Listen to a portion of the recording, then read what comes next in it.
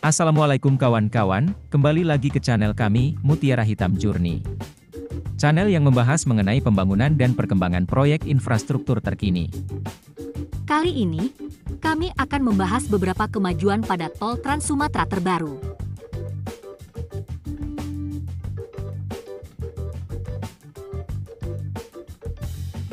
Jalan Tol Trans Sumatera masih menjadi salah satu prioritas pembangunan pemerintah. PT Hutama Karya hingga saat ini masih terus menggarap pembangunan Tol Trans Sumatera demi mengikis ketertinggalan infrastruktur di Indonesia. Menteri Pekerjaan Umum dan Perumahan Rakyat Basuki Hadimulyono mengungkapkan, percepatan pembangunan infrastruktur terus dikebut. Basuki menyebut, fondasi infrastruktur yang baik adalah modal untuk meningkatkan daya saing dan menuju Indonesia maju. Sepanjang 2021 hingga awal 2022, Hutama Karya menyelesaikan konstruksi Jalan Tol Trans Sumatera ruas Medan Binjai Seksi 1, Tanjung Mulia, Marelan, sepanjang 4,2 km, ruas Sigli, Banda Aceh Seksi 3, Janto, Indrapuri, sepanjang 16 km. Dan ruas Binjai, Langsa Seksi 1 Binjai Stabat sepanjang 11,8 km. Konstruksi tersebut melengkapi JTTS yang sudah beroperasi sepanjang 542,8 km. Hutama Karya juga masih terus mengerjakan ruas lainnya untuk memaksimalkan konektivitas Jalan Tol Trans Sumatera. Ruas tol yang masih dalam tahap konstruksi adalah sepanjang 519 km.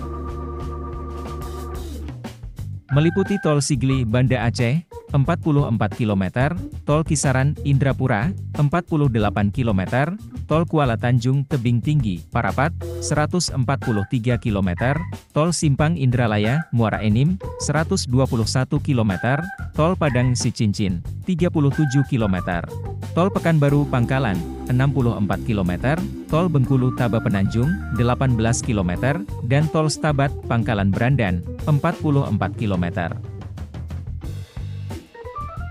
Pemerintah menegaskan JTTS dibangun tidak hanya meningkatkan infrastruktur saja. JTTS juga harus mampu menangkap pengembangan ekonomi wilayah.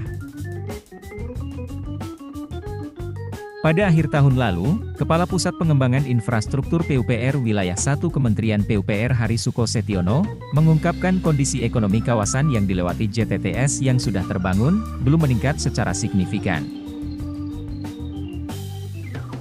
Direktur Jalan Bebas Hambatan, Ditjen Bina Marga Kementerian PUPR Budi Harimawan Semiharjo mengatakan, Jalan Tol Trans Sumatera memiliki peran untuk peningkatan pertumbuhan ekonomi nasional.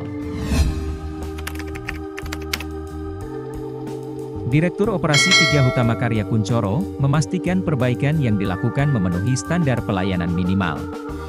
Kuncoro mengatakan, Hutama Karya berusaha untuk dapat memenuhi target waktu penyelesaian pemeliharaan yaitu pada April 2022.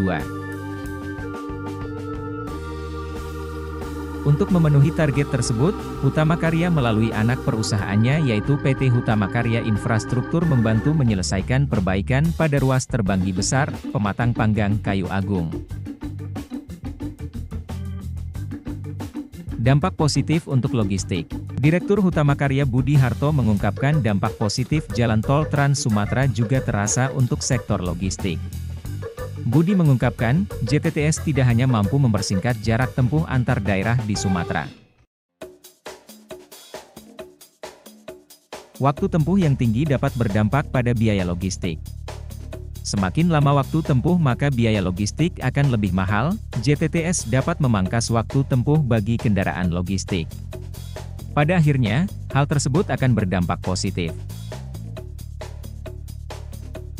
Pada Februari 2022, total kumulatif penyertaan modal negara atau PMN yang telah diterima Hutama Karya sebesar Rp52,3 triliun.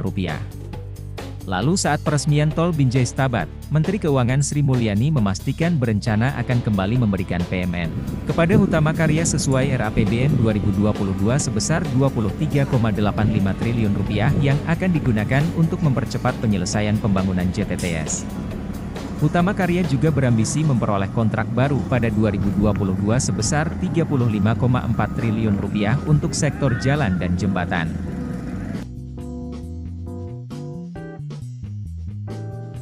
Hutama Karya akan meningkatkan basis kekuatan kolektif grup usaha dengan menguatkan fondasi keuangan individu perusahaan beserta masing-masing anak perusahaan.